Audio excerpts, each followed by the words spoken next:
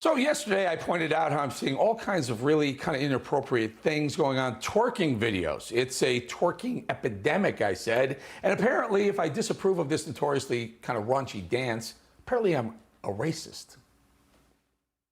Not only is this the moral decay in America, but there's clearly a twerking epidemic, and the left-wing mob is doing everything they can to keep the twerking going and corrupt our nation's youth.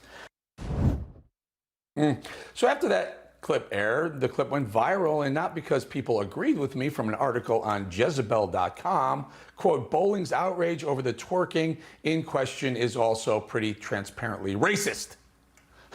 So now I'm transparently racist because I pointed out twerking with little kids all over the place. And it was really in twerking on the subway. Remember that? Let me bring in Stephen Davis, a Turning Point USA contributor, also known as MAGA Hulk. Welcome back, my friend. You look great as ever. Badass, if I don't say so myself. So Stephen, am I? Listen, Stephen, I'm libertarian. I don't care if you're gay, straight, you want to be a boy, a girl. I don't care what you dress, how you dress, who you wake up next. I don't care. Just keep the kids out of it, and that's my point. But now, apparently, if I bring up the fact that people are twerking with little kids on the subway or on a parade out in public and kids are there watching, now I'm racist. Help me out here, my man.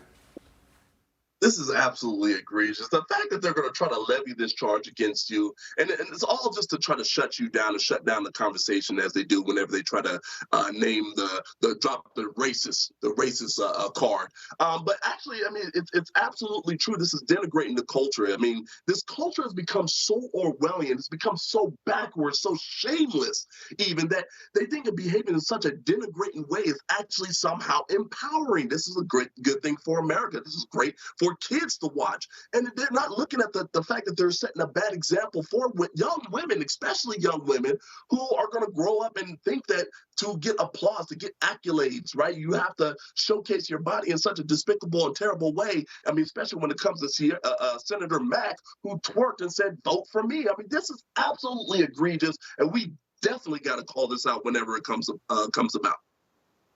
Yeah. So Stephen, I woke up this morning to a DM from a person I know, a media person. He was a male. He's now a female, and he's trans. Here's what happens. Media Matters saw it. Media Matters clipped it and put it up on Twitter. And then this is a left-wing blog that hates everything conservative. And once Media Matters picked it up, Jezebel picked it up, 4 or 5 other publications picked it up and started calling me racist.